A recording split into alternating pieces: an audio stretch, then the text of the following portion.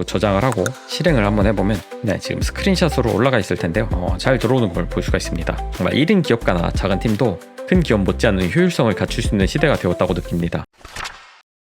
사업체를 운영할 때 가장 중요한 것은 기존 고객 관리입니다. 연구 결과에 따르면 신규 고객 확보 비용은 기존 고객 유지 비용의 5배에서 25배나 되고 기존 고객의 재구매율은 신규 고객 대비 3배 이상 높다고 합니다. 게다가 기존 고객은 평균 31%더 많은 비용을 지출하는 경향이 있죠. 그래서 대부분의 기업들이 고객 정보를 꾸준히 모으고 관리하는 것입니다. 하지만 이것을 잘 활용하려고 해도 일일이 고객들에게 맞춰서 메시지를 보낸다는 것은 굉장히 힘든 일이죠. 실제로 제 지인은 이 작업을 손으로 노가다 하다가 실수로 고객의 이름을 바꿔서 연락했다가 고객에게 험한 소리를 듣기도 했습니다. 이렇듯 정확하고 고객에게 맞춰 메시지를 보내는 것은 중요합니다. 그런데 매번 고객 정보 바꿔서 붙여넣고 복사 붙여넣기 하다 실수하고 이런 업무 지옥 이제 끝내야 하지 않을까요? 이번 영상을 통해 엑셀 속 고객 데이터를 활용해서 어떻게 영업 메시지나 안내 메시지를 발송을 자동화하는지 그 방법에 대한 감을 잡으실 수 있으실 겁니다. 단순 반복 업무 하나를 덜어낼 확실한 아이디어를 얻어가세요. 저희는 메이크라는 자동화 툴을 활용할 건데요. 메이크는 코딩 지식 없이도 이런 반복적인 고객 관리 업무를 시스템화할 수 있습니다. 저는 AI에게 부탁해서 이런 가상의 데이터를 만들어 달라고 했고요. 여러분들은 여러분들의 사업을 운영하면서 얻으신 고객 정보 DB를 따로 가지고 계실 겁니다. 그거를 활용을 해주시면 됩니다.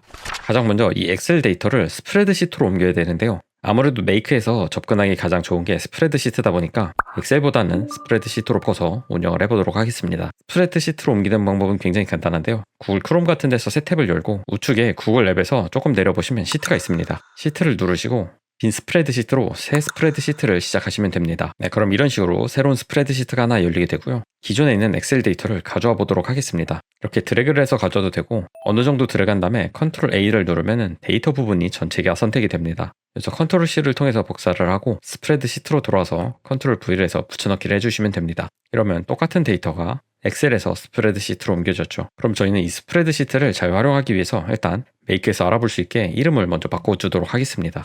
시트 이름은 간단하게 make 엑셀 데이터 이런 식으로 작성을 했고요. 여러분들이 알아보시기 편하게 바꾸시면 됩니다. 그 다음에 이거를 make에서 연동을 해서 가져와야겠죠. make를 접속해 주신 다음에 새로운 시나리오를 하나 만들어 주도록 하겠습니다. 저희가 해줄 건 간단한데요. 먼저 스프레드시트에 있는 데이터를 가져와야겠죠. 그러면 구글 시트에서 조금 내려보시면 search rows 이 모듈을 활용을 할 겁니다. 이렇게 눌러서 어떤 스프레드시트를 선택할 건지 골라주시면 되는데요. 이렇게 방금 만든 make 엑셀 데이터라는 시트를 골랐습니다. 그럼 여기 안에서 시트 네임을 통해서 어떤 시트, 그러니까 이 스프레드시트 안에 있는 이 하위 시트들 중에 어떤 거를 선택을 할지 골라주시면 되는데요. 저희가 만든 건 이제 시트가 하나밖에 없다 보니까 여기 시트 네임에 하나밖에 안 뜨죠. 이걸 골라주시면 되고 테이블 컨테이스 헤더 이 부분은 저희가 가져온 이 엑셀 데이터의 첫 번째 행이 데이터인지 아니면 그 각 칼럼에 대한 정보를 나타내는 건지 이거를 고르는 겁니다. 그래서 만약에 첫 번째 행부터 데이터다라고 하시면은 헤더가 없다 라는 거기 때문에 뭐라고 해주시면 되고요. 저희 같은 경우는 이제 첫 번째 행이 칼럼에 대한 정보죠. 이름, 나이, 성별 이런 거다 보니까 저희는 헤더가 있는 겁니다. 그래서 yes라고 해주시면 되고요. 그 다음에 데이터를 가져올 때 필터를 설정을 해주실 수가 있는데요. 예를 들어서 여자인 회원한테만 연락을 하겠다라고 하시면은 필터에서 성별 부분이 여자로 같은 경우 이러면은 여자 데이터만 가져오겠죠. 저장하고 한번 실행을 해보면 이렇게 성별이 여자인 데이터만 잘 가져오는 걸 볼 수가 있습니다. 더 내려봐도 여자밖에 없죠. 이런 식으로 필터를 추가할 수도 있고 예를 들어서 나이대로도 구분을 할 수가 있겠죠. 나이가 30살보다 많은 사람, 30대 이하도 있으니까 30살보다 많은 사람으로 하면은 테스트가 되겠죠. 나이 같은 경우는 텍스트 오퍼레이터가 아니라 숫자이기 때문에 이 판단하는 기준을 조금 바꿔줘야 됩니다. 여기 보시면 이제 뉴메릭 오퍼레이터가 있고요. 나이가 greater than 30살보다 많은 사람만 가져오게 한번 해보겠습니다. 저장하고 실행을 해보면 분명히 첫 번째 해 이제 28, 28살이 있는데 그거 거르고 이제 34세부터 가져오는 걸 볼 수가 있죠. 이런 식으로 나이를 기준으로 갖고 올 수도 있고요. 이런 식으로 여러분들의 입맛에 맞는 필터를 추가를 하시면 되고요. 저는 일단 모든 데이터를 다 가져와 보도록 하겠습니다. 그다음 데이터를 가져온 다음에 뒤에다가 만약에 메일을 보내실 거면 이제 Gmail을 연동을 해주시면 되겠죠. Gmail 모듈에서 send 이메일 이 모듈을 선택을 해주시고 to 부분에다가 이메일 저희는 이메일 정보가 없네요. 만약에 이메일 정보가 있다고 하면 이메일 정보를 이렇게 눌러서 넣어주시면 되고 서브젝트는 제목이고 콘텐츠는 메일 내용이겠죠. 이런 식으로 Gmail을 활용해도 되는데요. Gmail 같은 경우는 연동하는 방법이 살짝 까다롭기 때문에 저희 지난 영상 보고 와주시면 좋을 것 같습니다. 거기에 디테일하게 설명이 되어 있기 때문에 그 영상 참고해 주시면 될 것 같고요. 만약에 메일이 아니라 카톡이나 문자를 보낼 거다라고 하시면은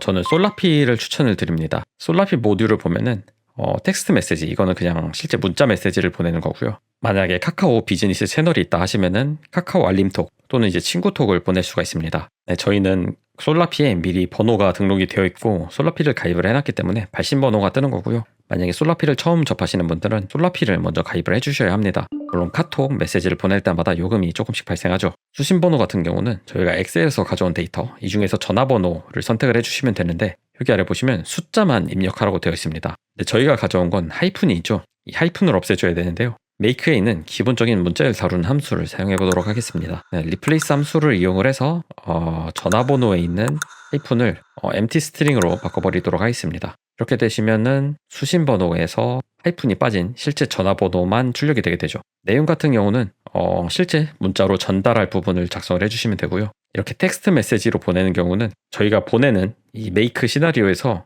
작성한 내용을 그대로 보낼 수가 있는데 카카오 알림톡을 한번 사용한다고 가정을 해보도록 하겠습니다. 카카오 알림톡은 일단 카카오 비즈니스 채널 미리 등록되어 있는 거를 선택을 해주시고 여기 이제 알림톡 템플릿이라는 게 있습니다. 이 템플릿을 미리 등록을 한 다음에 어떤 데이터를 쓸 거고 어떤 변수를 사용할 건지를 작성을 한 다음에 카카오톡에게 검수를 받아야 됩니다. 그 다음에 검수를 받아서 허락된 것만 카카오톡으로 보낼 수가 있고요. 그래서 조금 귀찮죠. 그래서 광고 같은 거는 문자로 전송하는 게 확실히 편하고요. 왜냐면 광고 내용이 조금씩 달라지니까 그때그때 검수를 받아서 허락받는 건 좀 귀찮거든요. 시간이 조금 걸리기도 하고. 그래서 광고 같은 거는 문자로 진행을 하시는 게 편하시고 정기적으로 보내야 되는 메시지 혹은 이제 결제 알림 같은 거는 알림톡 템플릿을 만든 다음에 이름 부분, 결제 금액 부분 이런 부분만 바꿔서 전송을 해버릴 수가 있겠죠. 예를 들어서 저희 챗GPT 전자책 발송 알림 템플릿이 있는데요. 여기에는 이제 변수로 이름이 들어갑니다. 저희가 실제 솔라피에 등록한 카카오 알림톡 템플릿인데요. 방금 보여드린 전자책 발송 템플릿입니다. 여기 보시면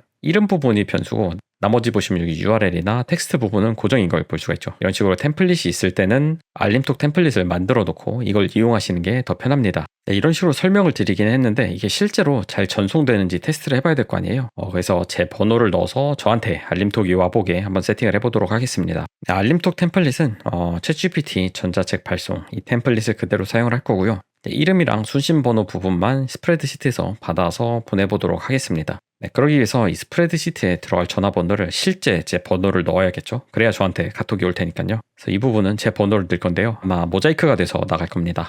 010에 0000 이 번호로 문자가 가면 안 되잖아요. 그래서 전화번호가 이 010에 0000 이 번호가 아닌 것만 보내도록 해보겠습니다. 그러기 위해서 필터를 만들어 줘야겠죠. 이 스프레드시트 모듈에다가 필터를 넣어서 전화번호는 아마 텍스트로 들어올 테니까 이제 같지 않은 걸로 가야겠죠. not equal to 이거랑 같지 않은 거. 그래서 010에 이 번호가 아닌 것만 일단 받아와 보도록 하겠습니다. 그래서 이거 테스트할 때는 이거 하나만 테스트해보고 싶다면은 스프레드시트 이 모듈을 우클릭해서 run this 모듈 only 하면은 이 모듈만 실행이 됩니다. 여기 보시면은 하나만 가져왔고 실제 번호가 이제 제 번호가 들어가 있는데요. 이건 아마 모자이크가 됐을 겁니다. 왜냐면 이거는 저희가 0000 그게 아닌 번호를 가져왔기 때문에 하나밖에 없는 거고요. 그럼 받아온 데이터를 솔라피에 넣어줘야 되잖아요. 이름 부분에다가 이제 이거를 클릭을 하면 받아온 데이터 이 이름 열에 있는 데이터가 알아서 들어가게 되는 거죠. 그러면은 지금은 김민준으로 되어 있는 그 이름이 들어가게 될 것이고 수신 번호는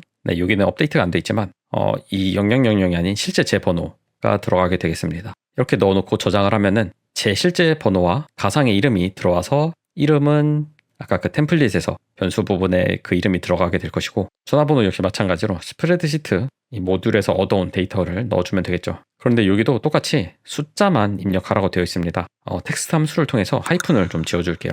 리플레이스 함수를 이용을 해보도록 하겠습니다. 하이픈을 empty string으로 바꿔주고 앞부분에 전화번호를 넣어주면 실제 번호만 되겠죠. 그리고 저장을 하고 실행을 한번 해보면 지금 스크린샷으로 올라가 있을 텐데요. 잘 들어오는 걸 볼 수가 있습니다.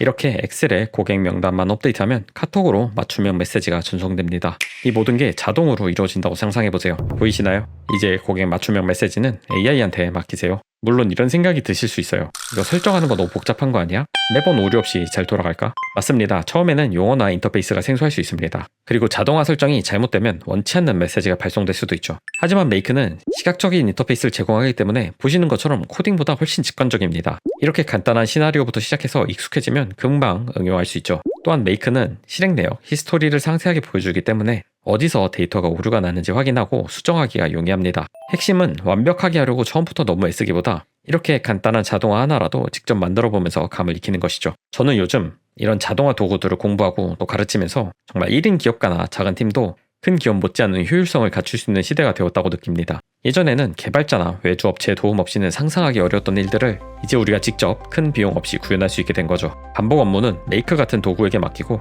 우리는 좀 더 창의적이고 중요한 일, 예를 들면 고객과 직접 소통하거나 새로운 서비스를 기획하는 데 집중할 수 있습니다. 여러분은 현재 어떤 반복 업무 때문에 가장 골치 아프신가요? 혹은 이런 것도 자동화가 될까 궁금한 점이 있다면 댓글로 자유롭게 남겨주세요. 그럼 다음 영상에서 뵙겠습니다.